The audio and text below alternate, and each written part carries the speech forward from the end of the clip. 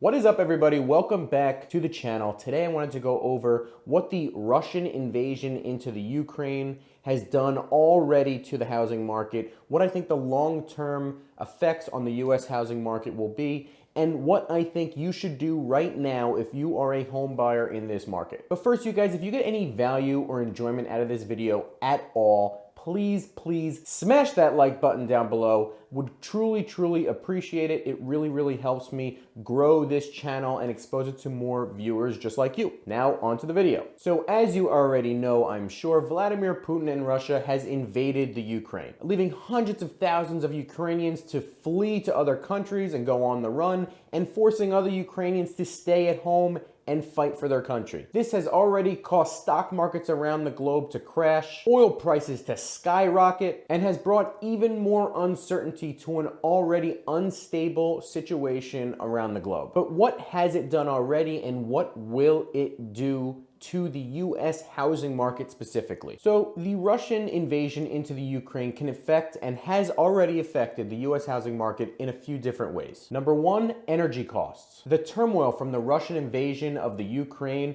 has already caused a lot of uncertainty and turbulence in the global oil market, as Russia is responsible for about 10 to 15% of the global oil trade. This is even more true in the European countries, where a country like Germany gets about 50% or more of its total oil supply from Russia directly. The price of oil in the United States has already been on the rise the last couple of months, but the Russian invasion has caused it to spike to $111 per barrel. That is the highest level we've seen since 2014, when Russia invaded Crimea. Now, you may be asking, why does the price of oil, especially somewhere in Eastern Europe, affect the US housing market? How does that even make sense? Well, here's the issue. Historically, when oil prices and energy costs rise, it causes the price of everything else to rise as well. Costs of things like food, consumer goods, obviously filling your tank up at the gas station, heating your home. The cost of all of these things go up. This includes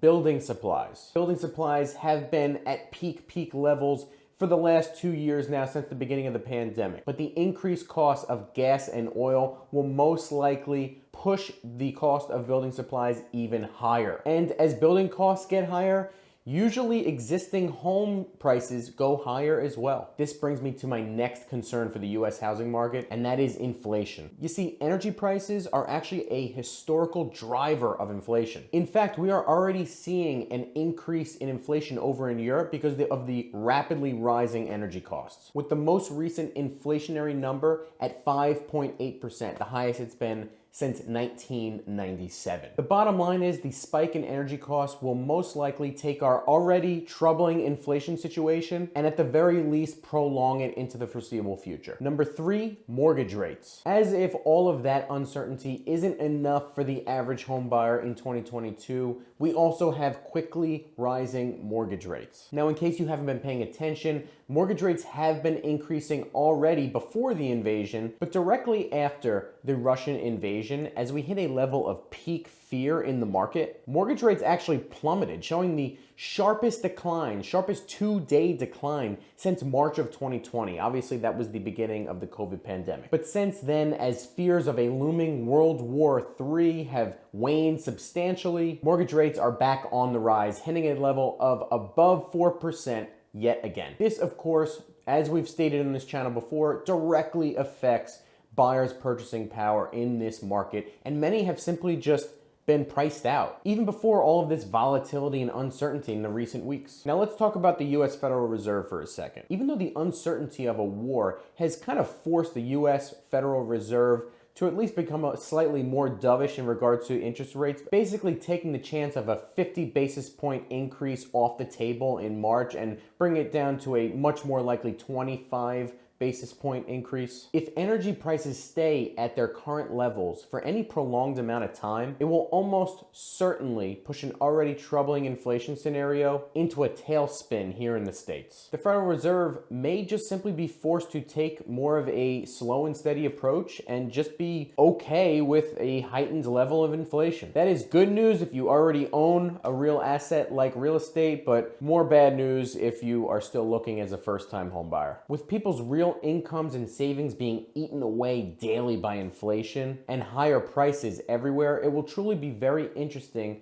to see long-term where we go from here, especially in the housing market. Number 4, volatility in the stock market. After insane gains the last few years in the US stock market, it seems like the market has finally shifted into a bit of a lower gear at the very least. With the S&P 500 taking a 12% dip from its all-time high, more and more people are getting nervous about the current state of the economy. To be fair, this volatility did appear before the Russian invasion, but since the invasion of the Ukraine began, NATO countries have hit Russia with extremely harsh sanctions, causing the value of the Russian ruble to drop substantially and forcing Russia to just completely shut down their stock market after dropping 40% in a day. When stocks go continuously up like they have been the last 2 years, consumer sentiment is usually at high levels and consumers are willing to take on more risk and spend money, especially on housing. But when volatility in the stock market reappears, most consumers get spooked. They take their money and they move it into cash, or at the very least, wait on any big purchases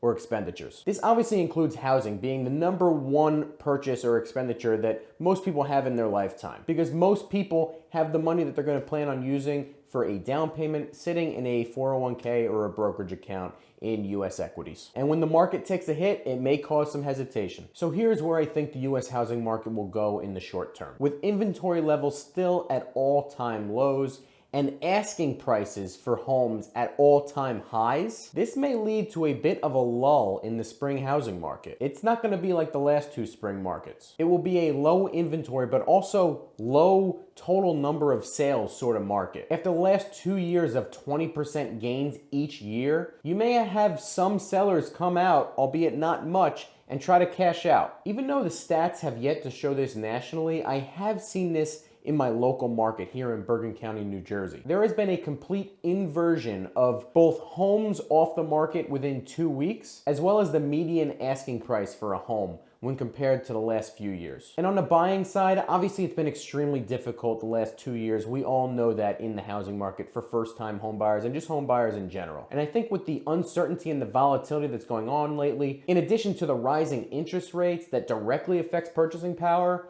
I think a lot of buyers are just going to be simply waiting it out, waiting on the sidelines to see how this plays out a little bit. They're going to want to see how the Russian situation plays out. They're going to want to see where oil prices end up. They're going to want to see what the Federal Reserve does this year in regards to rising interest rates. You have all these factors in play that can make a big difference on the housing market here. I think a lot of home buyers are going to be spooked off because of it. So what should you do if you're a home buyer at the moment? As much as I want to sit here and say, go buy a home now while mortgage rates are still low, I simply can't do that in good conscience. It's not as simple as that. This doesn't mean there's an impending crash, or I'm not doom and gloom over here, but there's just so much volatility and uncertainty short term that I wouldn't be going to rush into anything right now. Continue to look, continue to work with your real estate agent, because real estate is a very, very local market and local industry. They're going to know your situation in your town or in your area more than I will, because in this video we're talking more on the general macro scale. So speak with them and see what they have to say. And if you find something that works, go for it, do it. But I wouldn't be going to rush into anything just because of timing. You think that now is going to be a better time than later. Also, if you have like almost all of your down payment money in a 401k or a brokerage account or something like that,